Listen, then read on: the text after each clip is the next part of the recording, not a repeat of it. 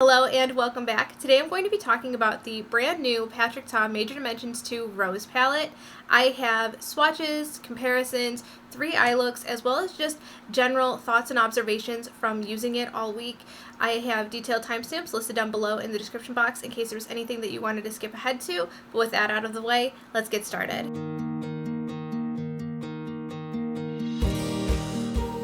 The Major Dimensions 2 Rose Palette is $68 and you have 12 shades. You have your 2 cream shades over here that have this nice little compartment door so the powders don't get into it.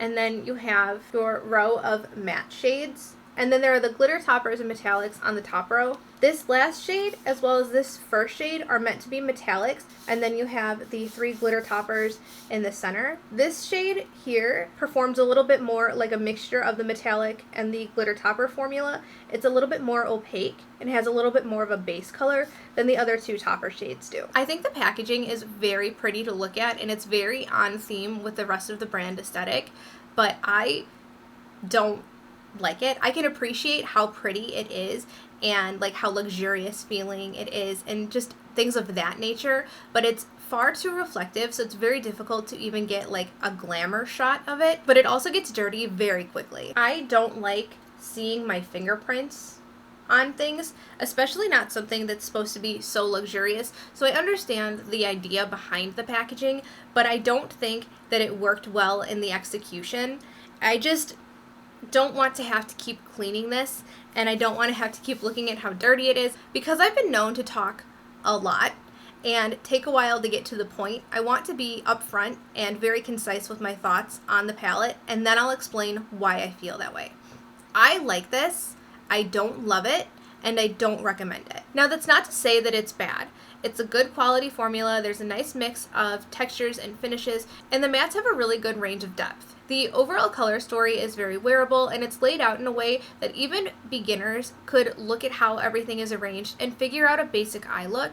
I think that if you're dead set on picking this up, you'll mostly enjoy it. For everyone else, I would pass on it. I don't want to be someone that tells you you don't need this, because you're the only one who knows what you need. But I highly encourage you to really think about what it is that's making you want this palette. Is it the creams? Is it the glitter toppers? Is it having everything in one place? Is it the color story and the way that it's laid out? There's nothing revolutionary about this palette. I think if you take a closer look at the palettes that you already own, you may be surprised to see just how similar this is. Between Major Dimensions 1, the original palette, and this new Rose palette, I do still think that the Major Dimensions 1 palette is a better buy. I actually like that there's more textures in the first palette, and I really miss that he removed that from the second palette. I liked having those sequin shades. I am not someone who usually gravitates towards glitter toppers, so having more of those in this palette really didn't make this better for me. And even looking at the swatches between the old palette and the new palette, you can see that they're very similar. Aside from having more glitters and not having the sequin shades, they're practically the same. If what you're looking for in an eyeshadow palette is one that has a variety of textures and finishes, like the Patrick Ta Major Dimensions Rose palette has, then I recommend checking out the Nabla Side by Side palette or any of the Nabla palettes, as well as the Lorac Soleil or Noir palettes. All of these palettes have a great range of shades, finishes, and textures. Similar in concept, but not as similar as the Nabla and Lorac recommendations that I just mentioned, are Natasha Denona palettes. I do think that the Mini Biba is quite encompassing of the overall color story of the Patrick Ta Major Dimensions Rose palette. Aside from that though, Natasha Denona palettes generally have a mix of textures and formulas like cream to powder, her creamy matte formula, metallic foils, and toppers, and then she's got a 4K formula that she's recently introduced within the bronze palette and the Glam Face and Eye palettes. If it's the creams that are drawing you to this palette, then I recommend checking out the Nabla Cupid's Arrow Stylo pens. They come in a variety of colors, and I actually prefer that formula of the Cupid's Arrow Stylo to the formula in the Patrick Ta eyeshadow palette. I think that the pens are easier to apply, you have more control, so they're not going to feather and bleed, and they're not going to be so emollient that you have no control over where you're applying or how much you're applying of it. The mattes have a good range of depth and are easy to work with. They aren't soft enough that you have a ton of fallout in the pan, but they're not stiff enough that it takes a while to build up any kind of color pigment on the eye. These shades are pretty common, and when I was looking for palettes to compare to the new Patrick Ta Major Dimensions 2 palette, I found a lot of palettes that I feel have a lot of similar shades within them. I don't think that this formula is super unique, so if you already have an eyeshadow formula that you really love, I wouldn't recommend going out and buying this palette just for these shades or for this formula. The glitter toppers are more unique and do make this palette stand out a little bit more amongst all the new releases. Personally, I don't like this particular formula. I think the glitters are very chunky and there's a lot of fallout, and there's also not enough of a base shade for me. I like something with a little bit more opacity than these give. The toppers are also very hard to build up, so if you're building up one shade or trying to layer multiple shades on top of one another, you're going to have a bad time. Layering the multiple glitter textures on top of each other makes it look very heavy, and it also creates a lot of creasing and patchiness, and you end up picking up eyeshadow instead of placing it down. I prefer something that has a little bit more of a base, like the Hourglass Scattered Lights or the Bodyography glitter pigments. I feel like those adhere better to the eye and still have the same kind of scattered light effect or the same kind of scattered glitter effect that these shades in the palette do, but I feel like those other brands do it better. And if you're buying an individual glitter topper from Hourglass or Bodyography, it's going to be cheaper and you get to pick the shade that you actually want versus buying this palette and not getting exactly what you want. As I mentioned earlier, this shade Adore is actually classified as a metallic shade on the Patrick Ta website, but I think it performs more like the glitter topper shades that are in this palette than the other metallic shade does, which is this one. Swatched, I love how this looks, but it's a very dry formula and it's very flaky. This is the other metallic that's in the palette, but this one feels more wet, or at least not as dry as the Adore shade, and I feel like this one does act like a true metallic, where this one definitely does not. This is the Adore shade in the Patrick Ta palette, and this is the inner and outer corner in the Natasha Denona Glam Face palette in the light version. And you can see that they are very similar.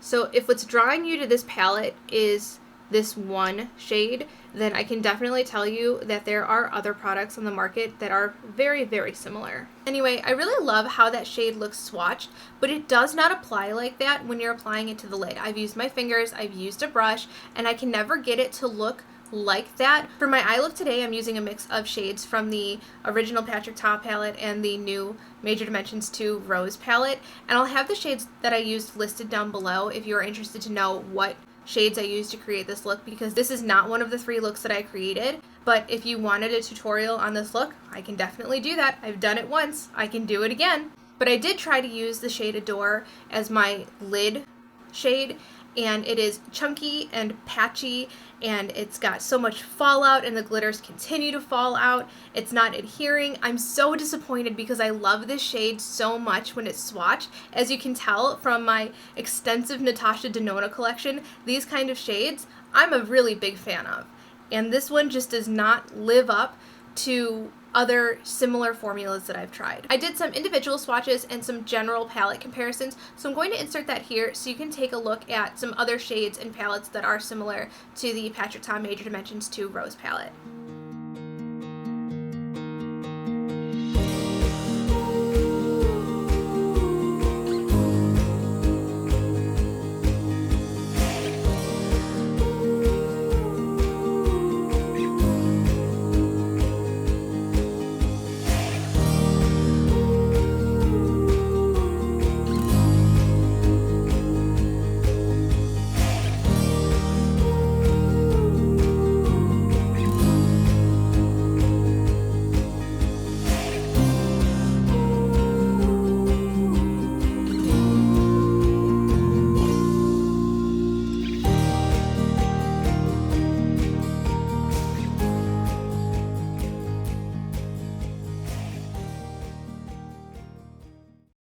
Moving on to eye looks. Here is eye look number 1. Using a Smith 232, I am applying the shade Amour into my crease.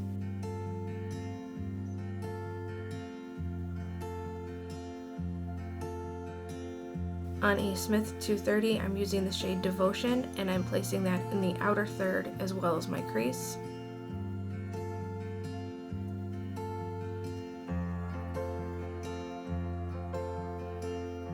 On a Sigma E27, I'm using the shade Passion, and I'm just keeping this on the outer third.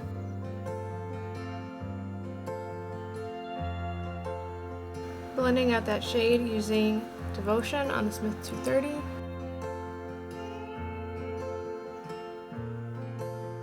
And using the Smith 232 with the Amour shade to continue blending out those edges. On the flat side of the Dose of Colors eyeshadow brush, I'm taking the shade Crush, and I'm applying that just on the inner third of the eye.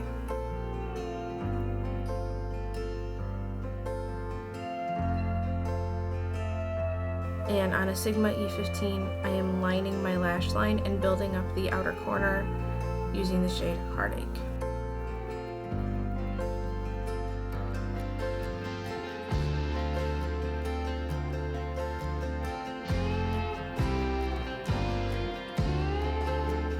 And here's the first eye look all finished.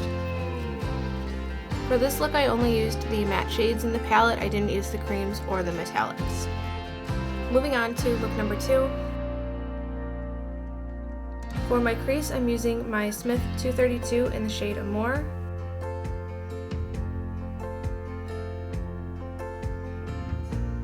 And then I'm taking my Smith 233 and I'm dipping that very lightly and getting a very small amount of the shade Unfaithful, which is the deeper cream shade, and I'm lining the outer third as well as the lash line.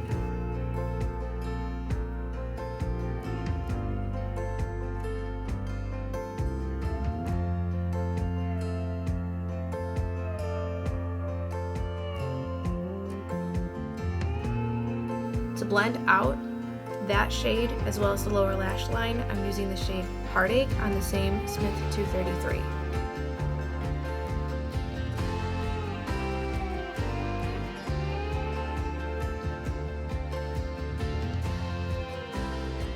To further blend that out, I'm using the Smith 233 in the shade Amour, which is the shade that I use in the crease.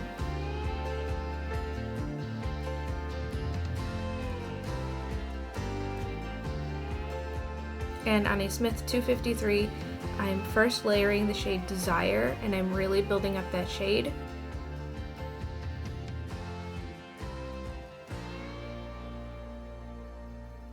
And on the same Smith 253 but flipped over, I'm using the shade Lust on the inner third, and I'm pulling that towards the center.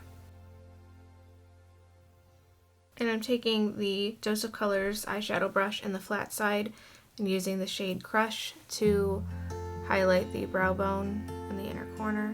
I actually forgot one step, so I'm going to take my Smith 233 and a little bit more of the shade Heartache, and I'm going to go back over where we applied those glitters to reinforce that line. And here is the second look completed.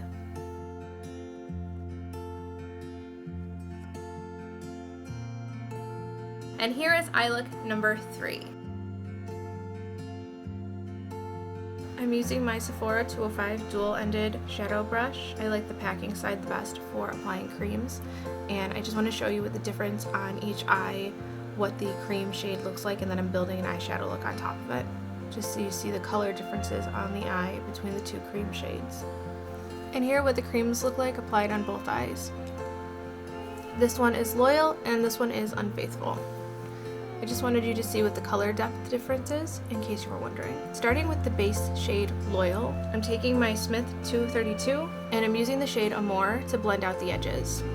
On my Smith 230, I'm taking the shade Devotion, and I'm keeping that mostly on the outer third of the eye, and once I've pushed most of that eyeshadow onto the eye, I'll take whatever's left and run it through the crease. On my Sigma E27, I'm taking the shade Passion, and I'm building up the outer third, closest to the lash line first, and then blending upward. blending out that shade using Devotion on the Smith 230. And using the Smith 232 with the Amore shade to continue blending out those edges. I used the same matte shades on each eye that was prepped using the cream shades, and I wanted to show you the difference in how those shades look applied to the lighter shade and those shades look applied to the darker shade.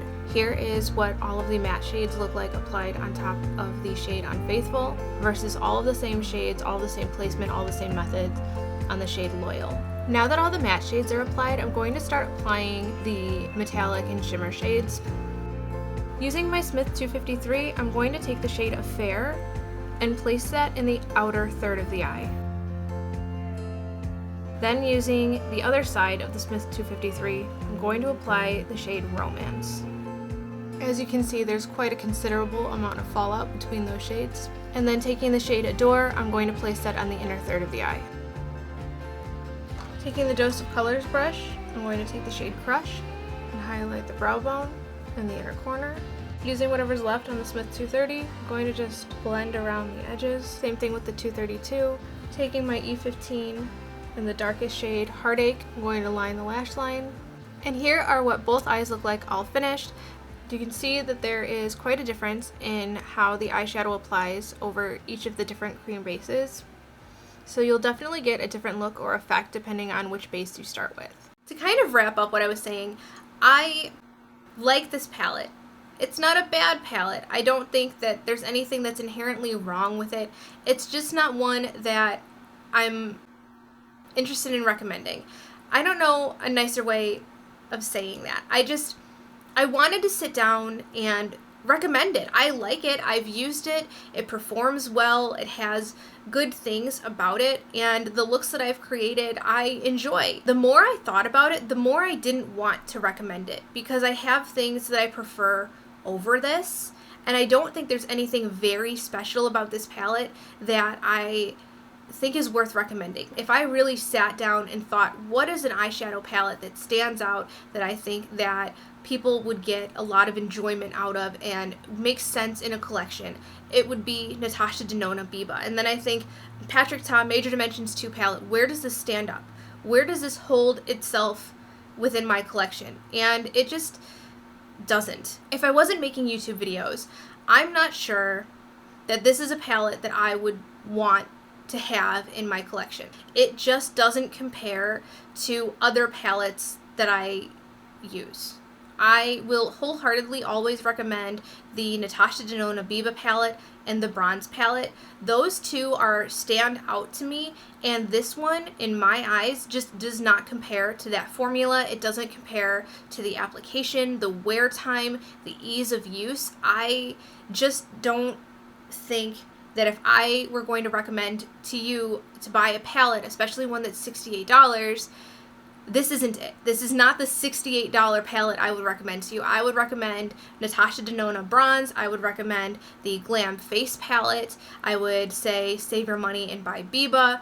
There's just not anything that is specifically unique or special about this palette that I think really stands out to recommend. I don't know. I mean, that sounds so harsh, and I wish there was a better way to phrase it, but in my head, no matter what, I always work back around to, I would not tell my mom to buy this. Where I've told my mom to buy Biba, I've told my mom to buy Bronze, I've told friends to buy both of those palettes, and I'm thinking, would I tell my sister-in-law? Would I tell my mom how much I love this palette? And I wouldn't. There's nothing about it that I think makes it very special. So unfortunately, I don't recommend this. Again, it's good. It's a good quality. If you really want to buy it, you'll probably like it. I just think that if you're spending that money, you should spend it not on this. I do think that there are a lot of very similar color stories, as you saw in all of my pictures and videos and swatches. I don't think that there's anything inherently special or unique or revolutionary about what is in this palette right now. If you want more side-by-side comparisons, if you want one look two palettes. I'll use the Patrick Ta palette on one eye, and I'll use a similar palette on another eye and show you how similar the looks can be without having to actually pick up the Patrick Ta palette. I can definitely do that. Let me know down below, did you pick up this palette? What did you think about it? Was I being a little too harsh? Do you think that this is a really good palette? Let me know what your thoughts are, because I would love to know what you're thinking. Anyway, that is going to be it from me today. If you like the video, please give it a thumbs up. Don't forget to subscribe if you haven't already. And thank you so much for hanging out with me today. I will see you again very soon in my next video.